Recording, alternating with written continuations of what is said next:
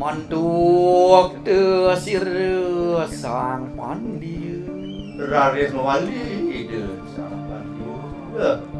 Naskah lontar merupakan salah satu wahana paling penting dalam proses transmisi sistem pengetahuan di Bali yang diwariskan secara turun-temurun dalam berbagai bidang kehidupan.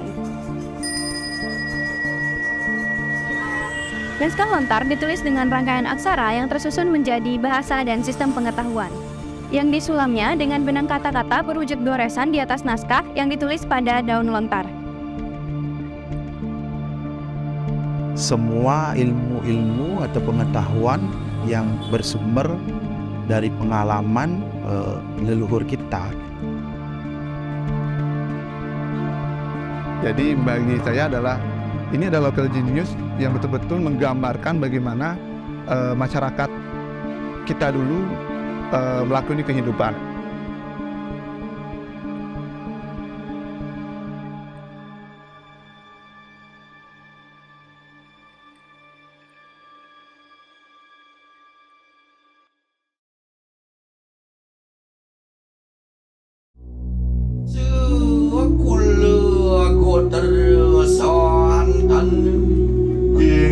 Seperti sedanya sami ngemangwang kedegeyusan panjang umur.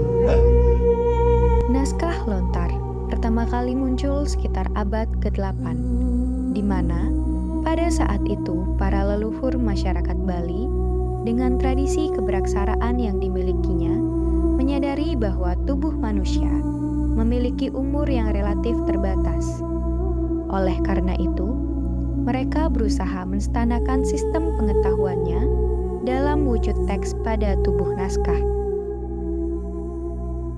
Jadi lontar itu kan pohon kental gitu. Jadi naskah lontar itu bahan dasarnya ya daun lontar itu sendiri gitu. Jadi banyak hal yang tersimpan di dalam naskah lontar ya. Jadi ada pembagian klasifikasi seperti yang adik ketahui di katalogus yang tersimpan di sini ada karya sastra. Ya, karya sastra itu meliputi prosa, kemudian meliputi puisi gitu. Jadi kalau prosanya mungkin ada parwe, kemudian ada kande gitu. Jadi tentang puisinya ada tentang kekawin, kidung, kemudian geguritan gitu. Jadi semua simpan di dalam naskah lontar. Selain itu ada klasifikasi yang lain gitu terkait dengan arsitektur, kemudian terkait dengan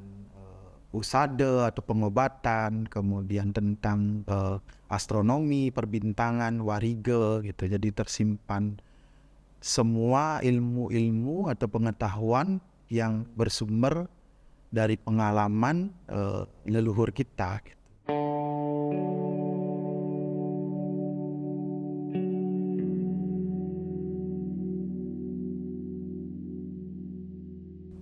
Masyarakat Bali mengenal menulis lontar itu dalam penelitiannya Pak Prof. Ardike sekitar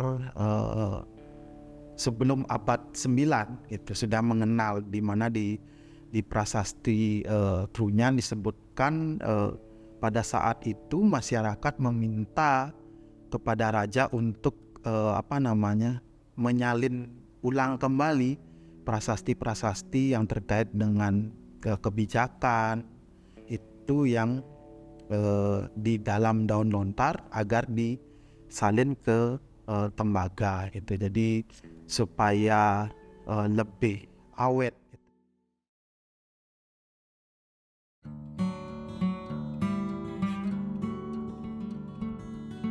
Doh teu petunggalan ning ngaranir. Inggih mueng puniki wacak dikias kesiki mueng parah jani. Iko angpo mokasir sang yang subali. Inggih sani dados muncul. Sani munculkan titiang. Ide pada ada sebali. Wawu kewacen, wawu pemungka, punika dagingipun prasasti utawi sejarah Taman Bali semalehe kewentenan di tiang dikiring jagat bak-bakan sane kemong antuk dewa gede aseman.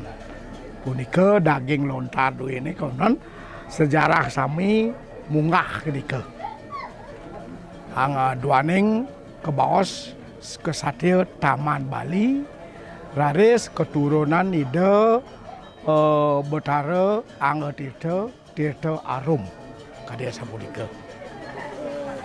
Kapingrian sedurung ikiang aturan Sumatera ini sepengrau dua ini lugreyang titiang angku penyali ide sama wangi titiang.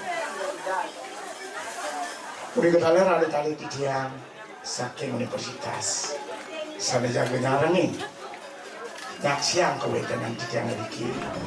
Gumanti pisan pesan-pesan para leluhur sana dumun pariagam utawi persasif niki mangne kebecik kang kaupupira mangne kebenjang pungkur rauh perti sentana sane kebenjangan presida uning punapi pemargi persasti sane kekaryaan mangkin tur maning sapunapi sejarah kuentene jagat bak-bakan puniki. Sumatera wenten katur kasaga yang kenali nas pengampun bisa. Sarang pelisir sejebak jagat Bali roh berki tiang atur unsur semua pisan dari semeton sarang sami Yen gumanten pisan kadiatur tiang wau yaning mungwing sedurung titiang ngadegang pertasti punika sampun wenten niriki Merajanagong Puri suen kasuen kantun duk punika tan maduwe pertasti raris alit-alit pelingsir titiang ngardi punika ngerarah mereka raris kesuratan dados pertasti utawi pariagem. Tali maring tirte harum iki. Tali ini Bapa ngarani sire ni Dewi Enjong Asti. nah jani bapu ngadani anak ibu dewa dewa. Ini mangko nih ya. Ada aji bidu.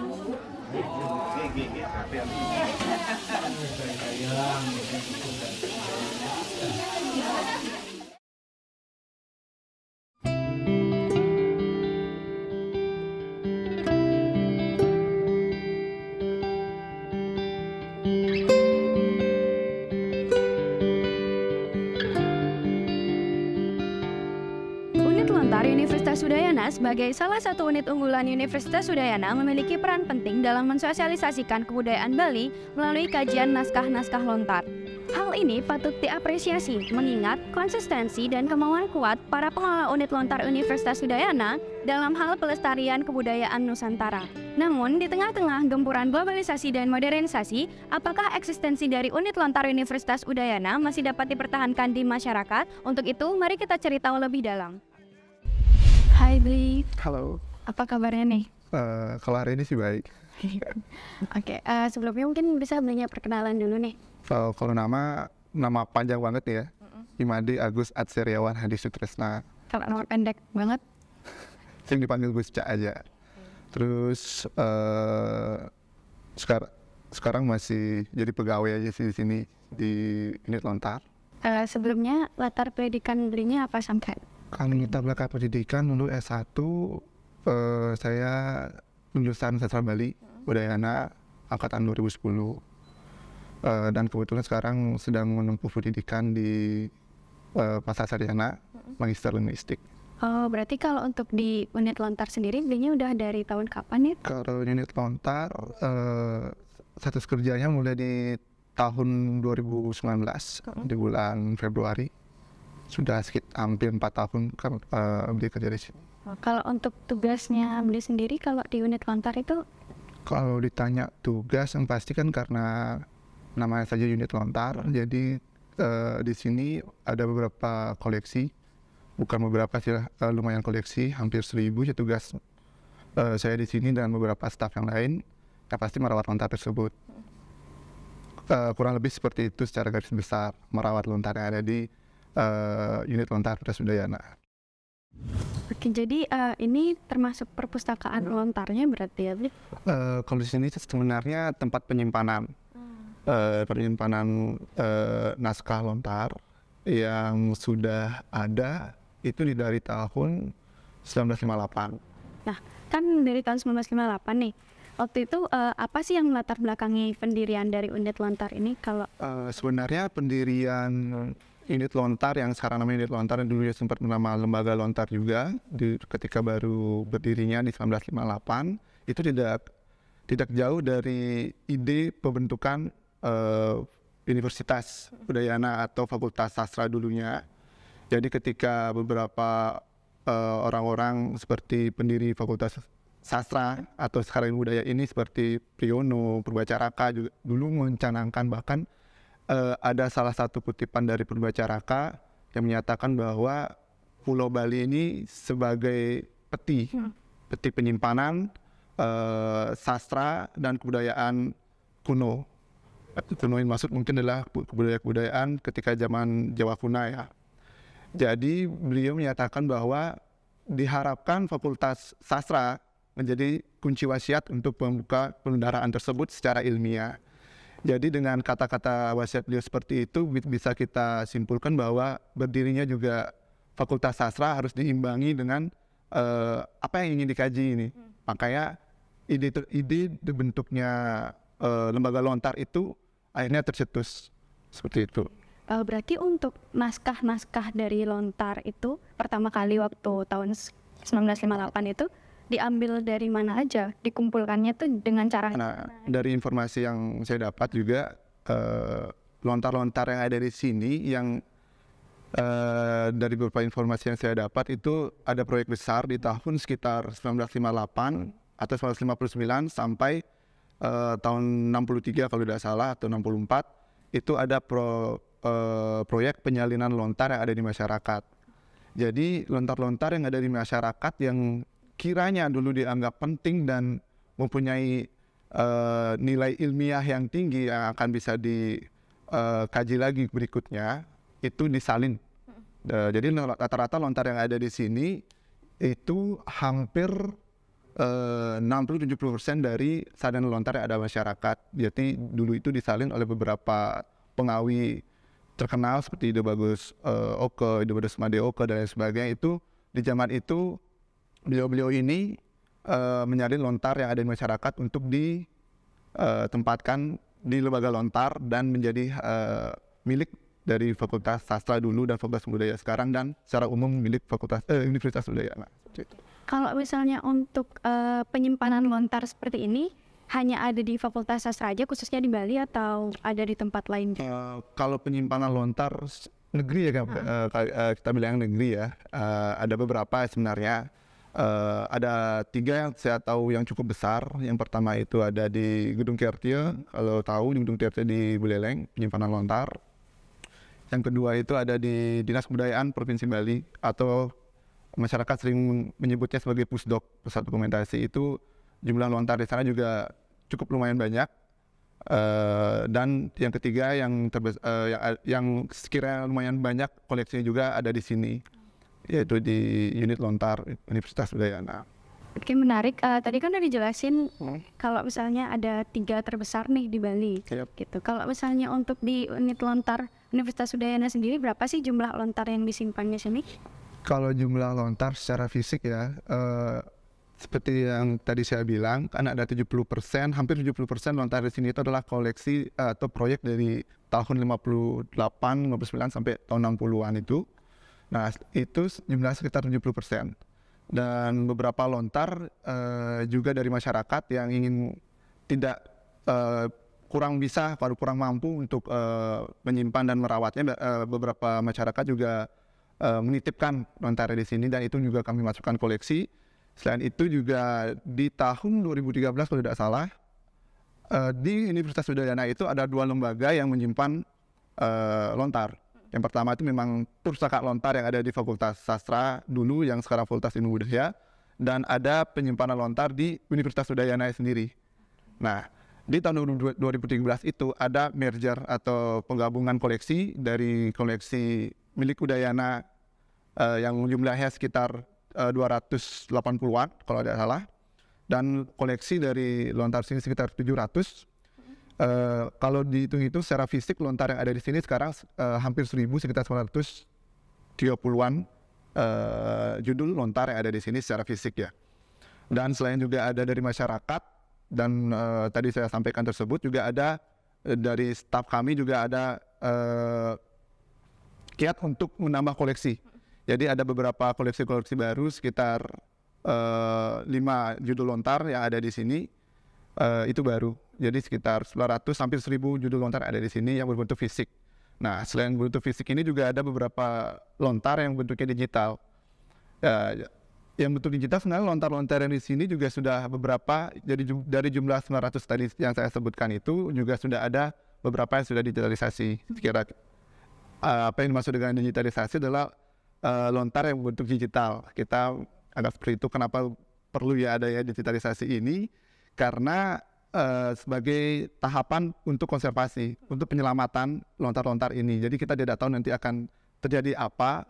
Setidaknya kita di sini masih memiliki file digital yang kami bisa salin suatu saat nanti seperti itu kan. Jadi kalau lontar-lontar yang tadi 900 itu kurang lebih 30% atau 300 lontar sudah digitalisasi, dan beberapa koleksi lain yang bentuk digital yang kami dapat dari masyarakat. Jadi kami juga ada beberapa program untuk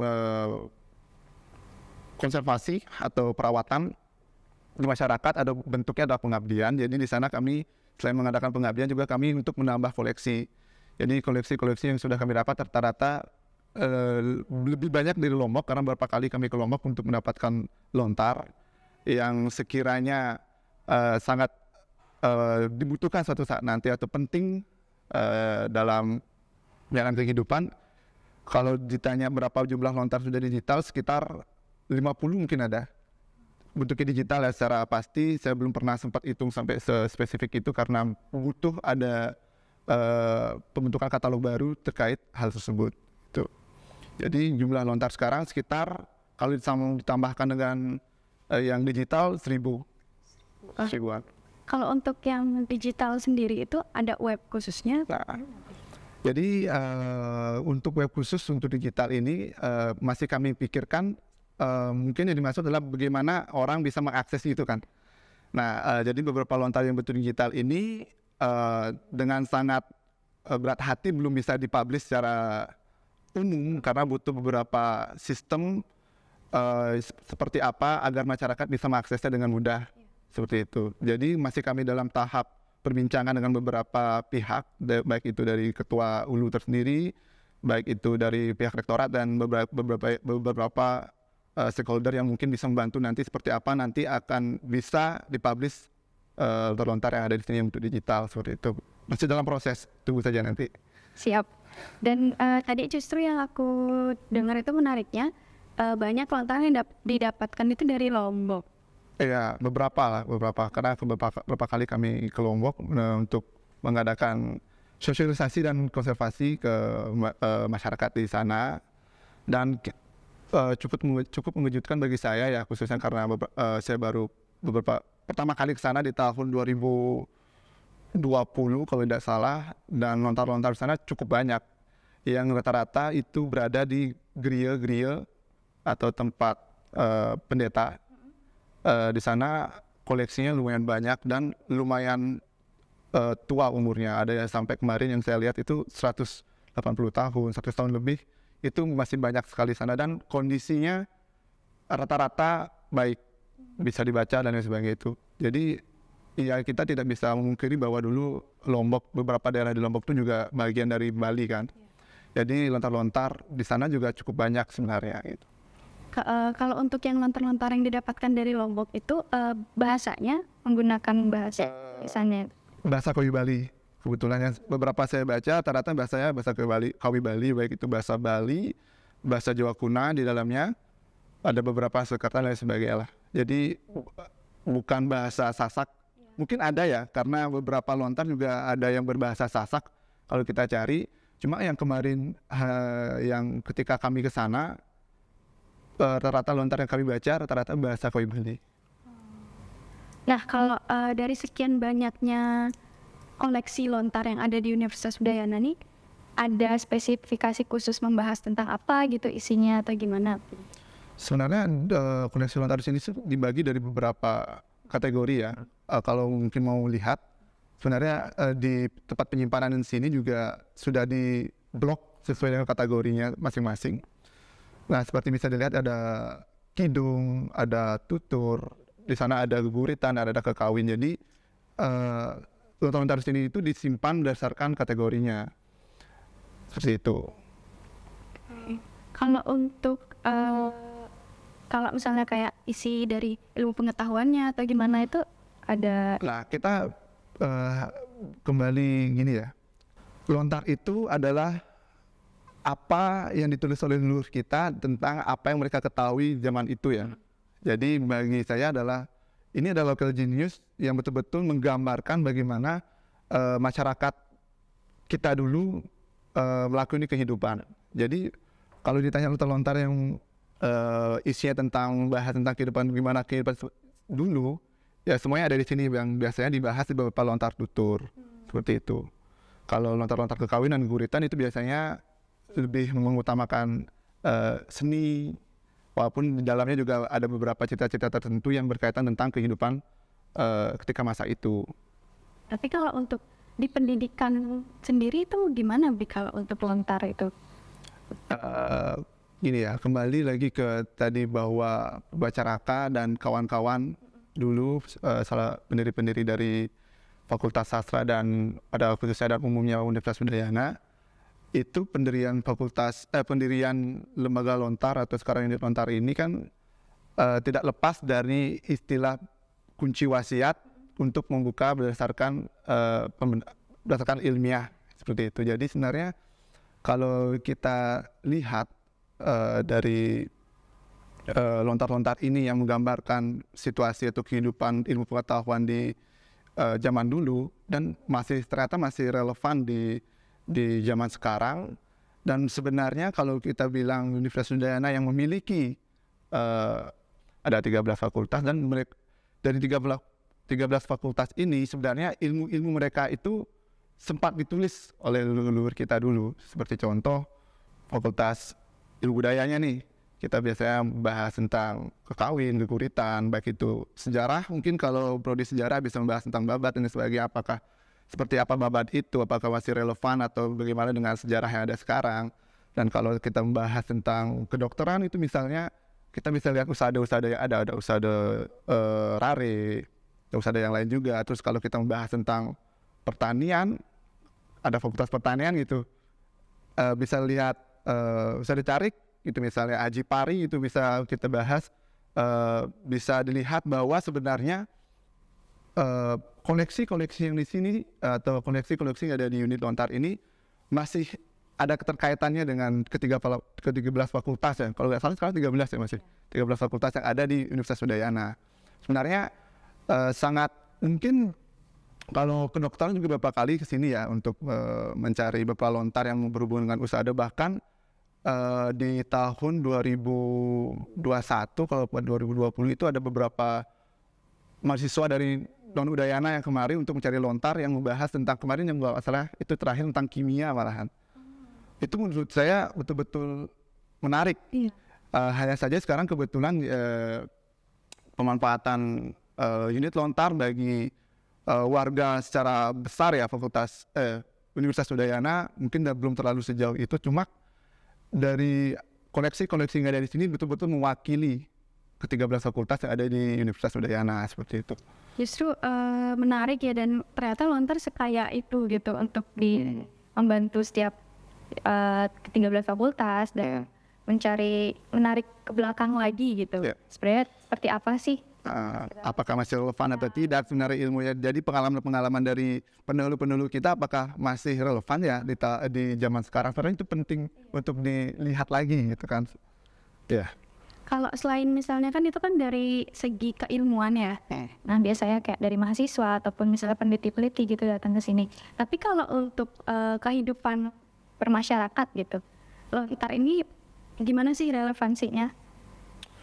Entah dalam misalnya kayak ngurus anak atau apa gitu, ada nggak biasanya catatan-catatan dari lontar ini yang memang udah? Ya, kalau kita bilang keilmuan tadi kan sebenarnya dari 13 fakultas yang ada di Universitas Udayana itu kan sudah mencakup semua keilmuan yang ada di masyarakat sebenarnya ya. Contohnya apa ya?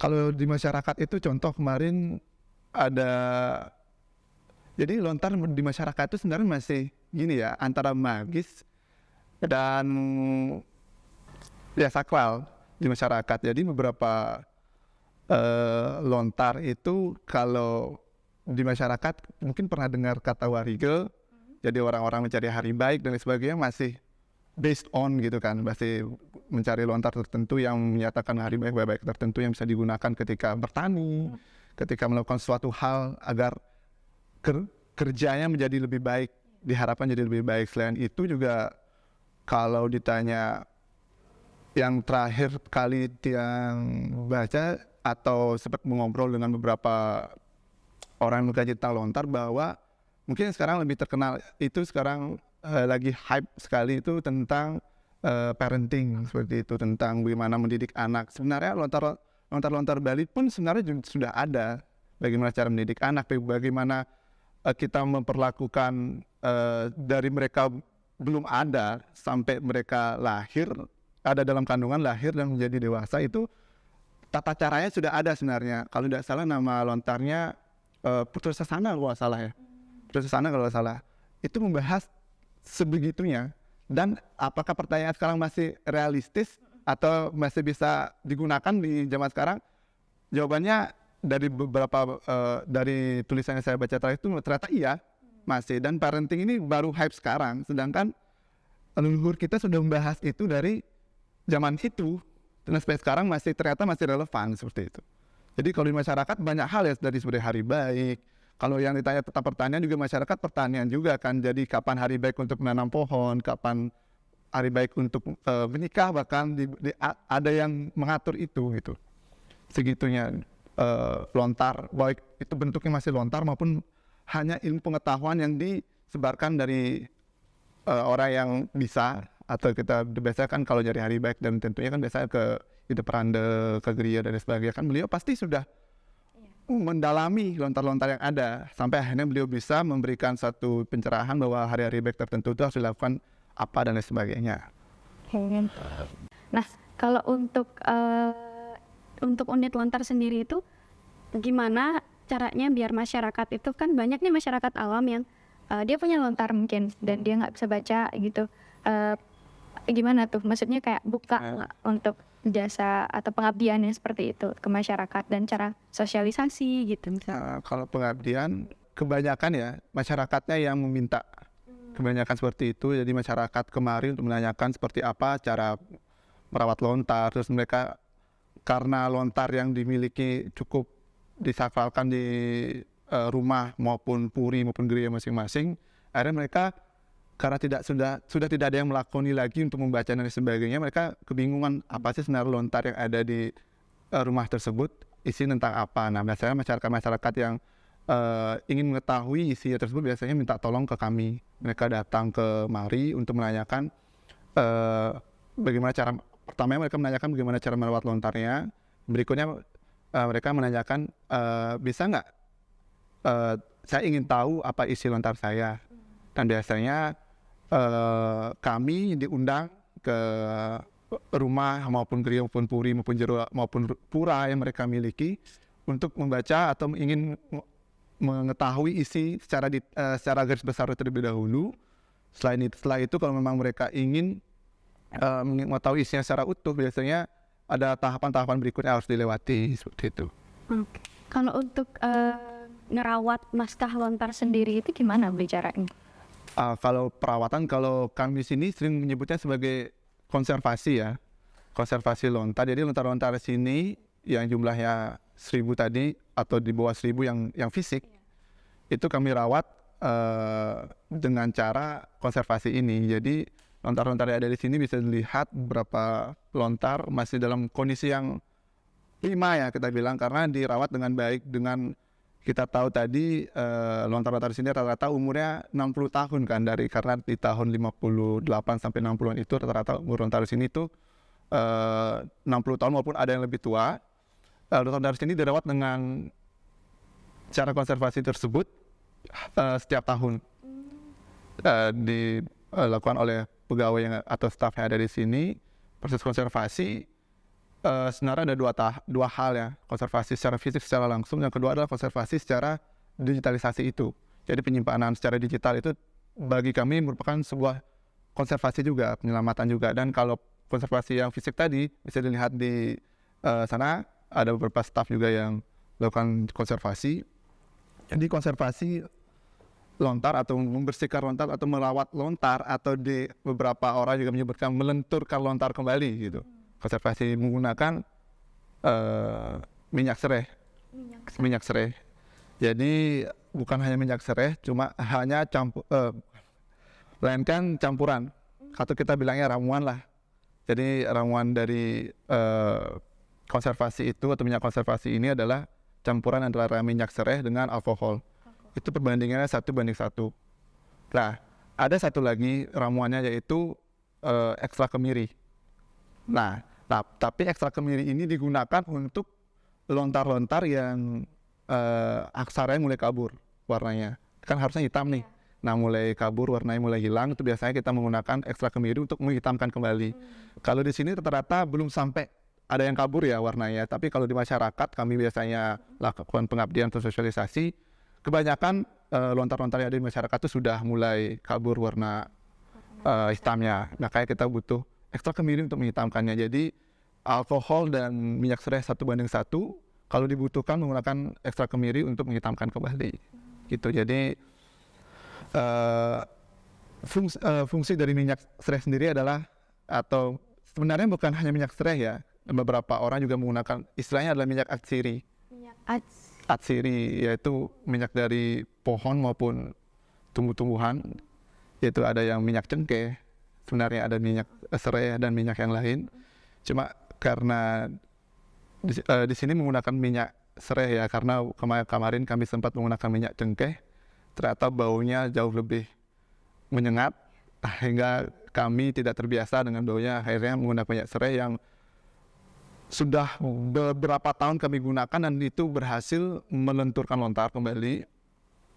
Dan fungsi minyak serai dengan baunya yang cukup menyengat, jadi musuh dari lontar itu kan sebenarnya serangga seperti rayap, langgangat dan lain sebagainya. Jadi minyak serai ini betul-betul tidak disukai. Jadi itu fungsi dari minyak serai selain untuk melenturkan tadi. Dan kenapa ada alkohol? Nah, minyak jika mengendap terlalu lama di sebuah, apalagi ini bahan yang natural ya, kita bilangnya daun, itu terlalu lama minyaknya di sana, itu menyebabkan satu lagi musuh dari lontar, jamur. Nah, fungsi dari alkohol ini adalah untuk segera menguapkan. Ketika sudah dioles, menguapkan, setidaknya tidak semua, tapi masih tertinggal sedikit minyak di sana dan tidak terlalu banyak, jadi tidak menyebabkan pengendapan dan adanya jamur. Jadi itu bahan-bahan yang digunakan dalam konservasi. Jadi tahapan awalnya pasti membersihkan debu menggunakan kuas. Setelah itu, setelah sudah bersih, baru dioleskan satu persatu daun lontar yang ada di sini. Jadi ada nih satu judul misalnya dengan jumlah lontar 50 lembar, itu satu persatu dibersihkan. Dan sekarang bayangkan saja di sini ada hampir 1000 koleksi, dan kami harus rawat itu setiap tahunnya. Biasanya kami selalu mengadakan pengecekan terhadap naskah-naskah yang sudah dikonservasi setelah 6 bulan pasca konservasi. Apabila kondisi naskah masih bagus, kami kembalikan, kami simpan kembali. Kemudian 6 bulan lagi kami cek. Nah, apabila kondisinya masih bagus, kami tetap simpan dan tidak lakukan konservasi. Biasanya setelah konservasi, karena bahan yang kami pakai merupakan bahan yang tergolong bagus, minyak serai dan alkohol, biasanya naskah yang sudah dikonservasi itu cukup awet dalam jangka waktu 2-3 tahun. Terlebih ditambah dengan kondisi ruangan yang suhu ruangan yang diatur dengan AC. Kalau untuk suhu ruangannya tuh berapa derajat gitu ada? Biasanya kami menyetel di 20 derajat ya, agar tetap dingin. Ya, karena kalau terlalu dingin juga tidak baik untuk keadaan naskah, terlalu panas juga tidak. Intinya dalam penyimpanan naskah itu suhu ruangan tidak boleh lembab. Karena kalau suhu lembab, bukan hanya rayap yang menjadi musuh dari naskah ini, tetapi juga suhu udara itu. Semakin panas naskah, semakin cepat kering, jadi semakin cepat rapuh. Kalau dia terlalu lembab, kondisi naskah akan lebih cepat berjamur dan terkadang naskah itu menjadi hitam. Ya, seperti itu. Kalau ini dialasin koran gini ada nggak hubungannya? Sebenarnya ada, karena koran ini, nah ketika kita mengkonservasi minyak-minyaknya ini kan basah ya, agar minyak yang di bawahnya ini bisa diserap dan tidak membuat terlalu basah. Nanti kalau basah, lontar itu cepat menjamur ya.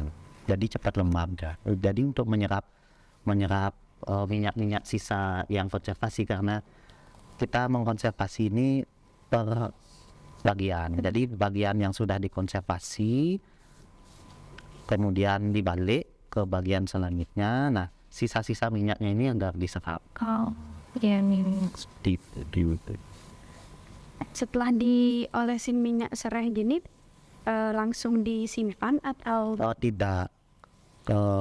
Ketika sudah selesai dibersihkan dengan minyak serai, kami jejerkan lontar seperti yang ada di samping adik, ya, agar diangin-anginkan, agar keringnya bagus. Nah, ketika sudah benar-benar kering, tidak ada lagi sisa-sisa dari minyak, baru kemudian lontar itu disusun kembali sesuai dengan nomor halamannya, kemudian diikat dengan tanding. Setelah tadi kita udah ngobrol-ngobrol sama pegawai di unit lontar ini, dan kebetulan memang unit lontar ini juga terbuka untuk mahasiswa, yuk kita kepoin apa aja sih yang mereka lakuin di dalam. Swastiastu. Iya, Swastiastu. Misi Kak, boleh duduk? Boleh Kak. Boleh nanya-nanya dikit nggak sama kakak berdua? Boleh. Sebelumnya nama kakaknya siapa ya? Saya Gus D. Kalau satunya? Galuh. Dari jurusan apa Kak? Saya dari Sastra Penuh 2019. Sama sih. Kalau kakaknya di sini berdua lagi ngapain ya? Dari Kak Gus D mungkin? Kalau saya lagi Aliaksara ya. Ini ada kan kebetulan kami di mahasiswa semester akhir kan progres skripsi ada berhubungan dengan Aliaksara Lontar, jadi kita memanfaatkan fasilitas kampus yakni unit lontar Universitas Udayana untuk meminjam lontar di sini dan Aliaksara untuk membantu progres skripsi dari saya itu. Kalau Kak Galuh lagi ngapain Kak? Kebetulan lagi bikin skripsi juga sih. Tentang kan skripsi saya juga lontarnya ada di sini. Oh, berarti emang sering ya di unit lontar ini ya? Ya, bisa dibilang seperti itu karena kan prodinya juga sebagian besar dari sini objek kajiannya. Kalau anak-anak dari prodi sastra Jawa kuno yang lain sering main ke sini juga berarti ya? Iya, cukup sering, kebetulan sekarang berdua. Biasanya kalau masalah lontar, peminjaman lontar pasti anak-anak itu kesini untuk membacanya gitu. Karena di sini juga koleksinya bisa dibilang lengkap juga sih Kak. Kalau ini jenis lontar apa ya Kak?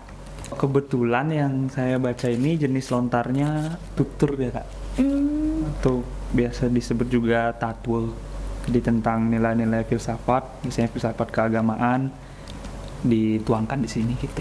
Berarti ada hubungannya sama skripsinya? Ya, judul dari tutur ini tutur agama Tirta. Jadi di tutur agama Tirta ini kenapa saya angkat karena isinya itu cukup menarik.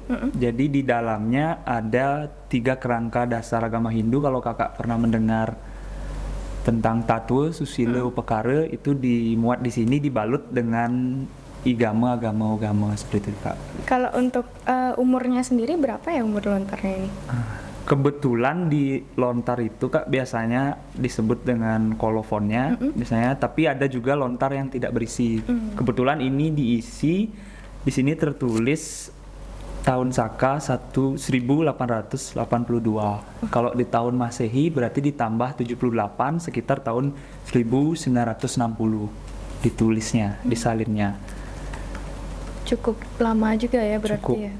Kalau ngabisin waktu untuk pembacaannya ini terus kemudian disalin gitu-gitu berapa lama biasanya? Karena setiap penulis lontar itu berbeda-beda ya Kak. Jadi jenis tulisannya itu berbeda juga. Jadi membacanya itu perlu kita mengetahui juga beberapa katanya. Jadi cukup lama sih, kemungkinan sekitar seminggu sampai 2 minggu. Kalau untuk alih aksara, karena kita kan mengalih aksaranya ke aksara Latin seperti itu Kak. Jadi ada tanda-tanda diakritiknya seperti A panjang dan lain-lain.